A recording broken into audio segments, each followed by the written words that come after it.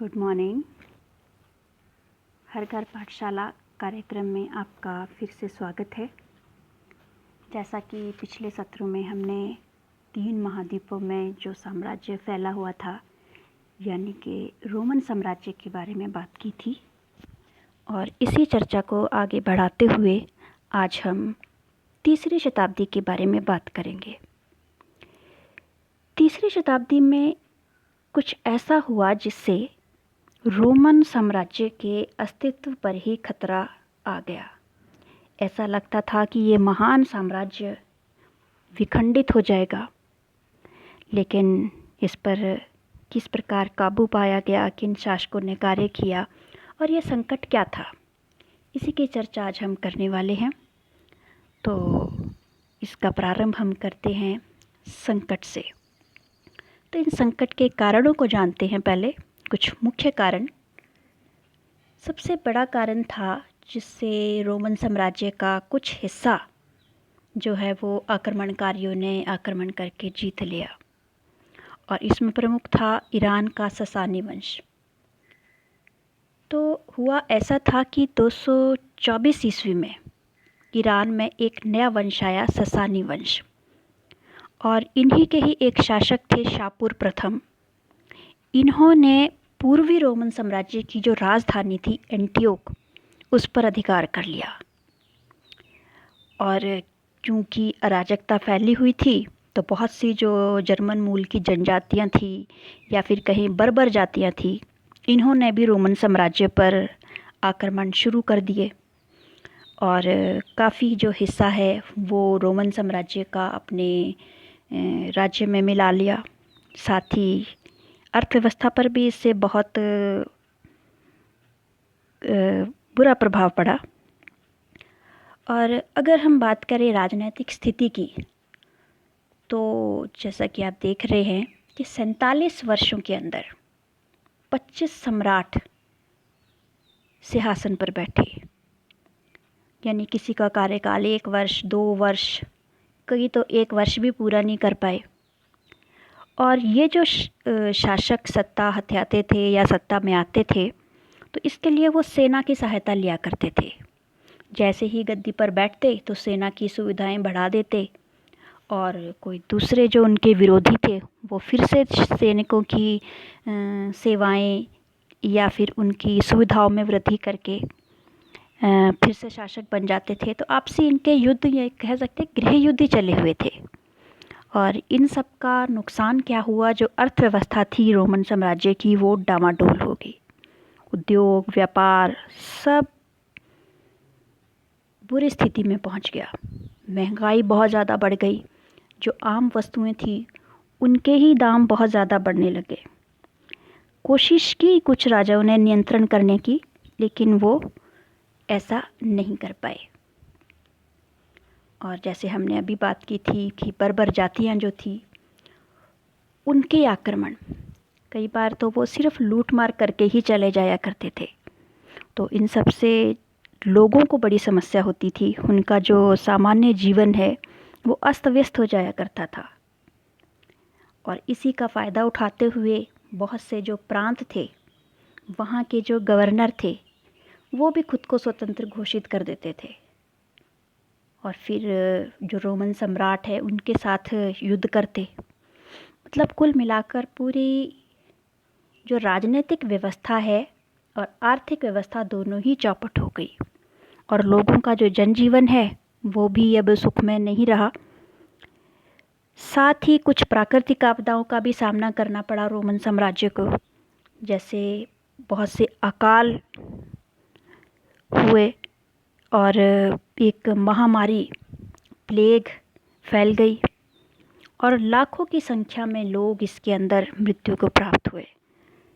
हालांकि इस महामारी में राजनीति का कोई योगदान नहीं था, लेकिन कुल मिला के इससे रोमन साम्राज्य की जो स्थिति है वो कमज़ोर हुई।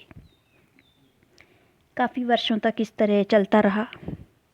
फिर इसके बाद का जो समय है, यानी कि तीसरी शताब्दी से बाद का समय, चौथी शताब्दी से लेकर 7वीं शताब्दी या फिर आने वाला सारा समय, वो जाना जाता है परवर्तीपुरा काल के नाम पर।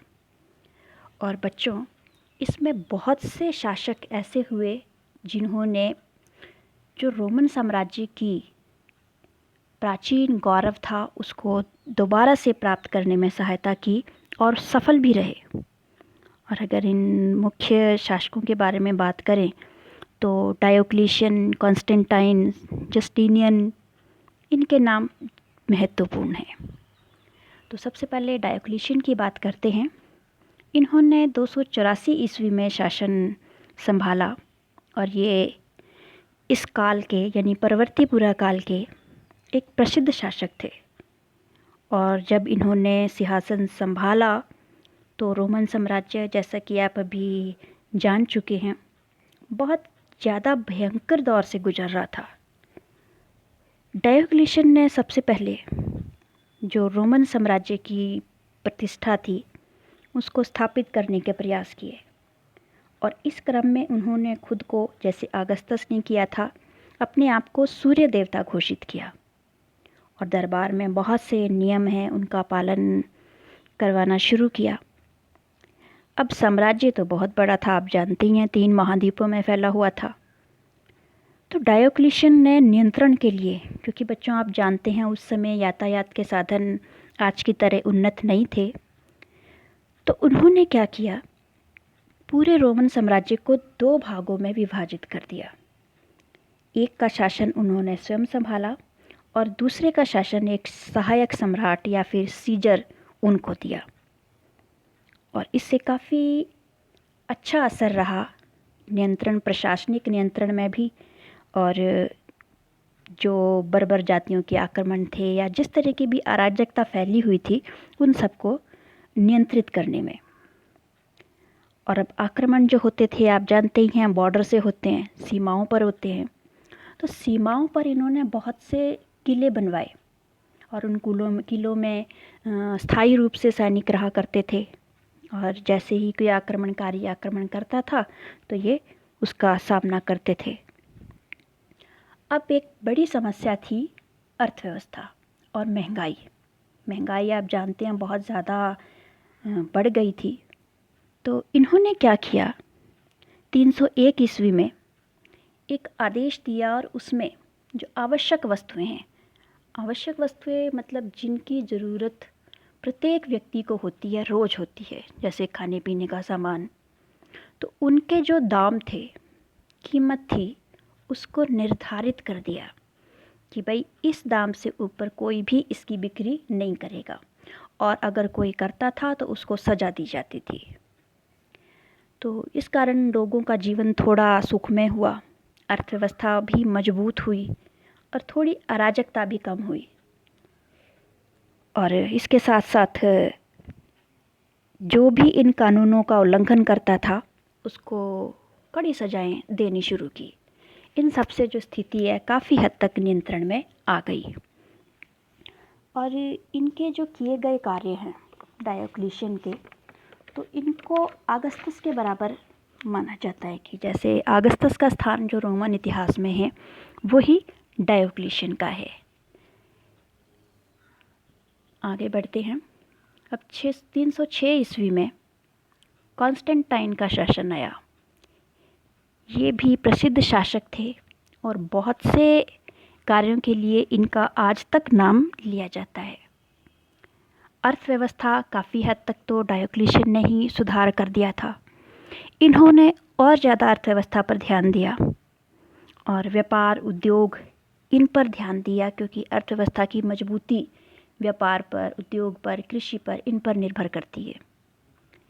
तीसरे शताब्दी में बच्चों एक और बात थी कि चांदी का भी संकट हो गया था और चांदी के सिक्के यानी कि मुद्राएं उस समय चलन में थी जिनको दिनारियस कहा जाता था। अब ये चांदी स्पेन से आया करती थी और चांदी की कमी हो गई। चांदी की कमी की वजह से सिक्के बनना कम हो गए। तो इस स्थिति से उभरने के लिए कॉन्स्टेंटाइन ने 310 ईस्वी में एक सोने के सिक्के या फिर सोने की मुद्रा चलाई और जिसे नाम दिया गया सॉलिडस। और ये जब रोमन साम्राज्य का पतन भी हो गया उसके बाद तक भी ये मुद्राएं चलती रही। व्यापार के लिए, उद्योगों के लिए, यातायात जो था उसके उन साधनों का विकास किया। किसी भी साम्राज्य की, राज्य की जो मजबूती है वो निर्भर करती है सेना पर। तो बहुत ही शक्तिशाली सेना का गठन किया। एक कार्य और था जो बड़ा इम्पॉर्टेंट था, वो था 313 ईस्वी में ईसाई धर्म को रोमन साम्राज्य का राज धर्म घोषित करना। और इसके बाद ईसाई धर्म में, धर्म का क्या कह सकते हैं कि एक नया इतिहास प्रारंभ हुआ। हर जगह ये ईसाई धर्म फैला। इससे पहले क्या था कि दूसरे धर्मों में और ईसाई धर्म में लड़ाई चली रहती थी। आपको अगर याद होगा तो नीरो के शासनकाल में ऐसा हुआ था। जब रोम में आग लगी थी तो नीरो ने ईसाइयों को उसका ज़िम्मेदार ठहराकर बहुत ज़्यादा उनकी हत्याएं करवाई थी, और उसके बाद भी ऐसा चलता रहा। तो कॉन्स्टेंटाइन ने ईसाई धर्म के प्रति न सिर्फ सहनशीलता की नीति अपनाई बल्कि राज्य धर्म घोषित किया। इसके साथ ही 330 ईस्वी में कुस्तुनतुनिया, इसको रोमन साम्राज्य की दूसरी राजधानी घोषित किया। और इसके कारण जो प्रशासन पर नियंत्रण करना है बहुत आसान हो गया। इसके बाद हम आगे चलते हैं और जस्टिनियन के बारे में जानते हैं।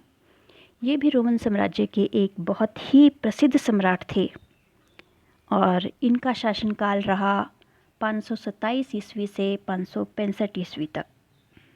और इन्होंने भी जो रोमन साम्राज्य का गौरव था उसको पुनः स्थापित किया। और इसमें उनके बहुत से सहायक थे, कानूनी सलाहकार, सेनापति, सभी जो थे वो बड़े ही योग्य थे। और इन्होंने सबसे पहला कार्य क्या किया, जो ईरान में ससानी शासक थे उनको हराया। इसके बाद जो अफ्रीकी क्षेत्र था वहाँ पर वेंडलों को हराया, इटली पर अधिकार किया। साथ ही प्रशासन जो था उसको कुशल बनाने के लिए भी बहुत से कदम उठाए। प्रांतों में जो भ्रष्टाचार फैला हुआ था उसको दूर करने की कोशिश की। बहुत से भव्य और विशाल चर्च बनाए। और इनके अंदर चर्च की अगर हम बात करें तो एक हगिया सोफिया नाम का चर्च बहुत प्रसिद्ध है। आज की दिनांक में यह तुर्की देश में है। और इनके शासनकाल में, जस्टिनियन के शासनकाल में जो लोग थे वो बहुत ही समृद्ध थे। और एक ऐसा कार्य जस्टिनियन ने किया जिसके कारण इनका नाम अमर ही हो गया, वो था कानूनों का संग्रह। इन्होंने लिखित कानूनों का संग्रह किया 533 ईस्वी में, जिसे जस्टिनियन कोड कहा गया। और ये जस्टिनियन कोड आने वाले समय में भी रोमन साम्राज्य के पतन के बाद भी जो यूरोपीय देश थे उनके कानूनों की आधारशिला बना। तो ये इनकी एक महत्वपूर्ण उपलब्धि थी। आज के सत्र में बच्चों इतना ही। Have a good day.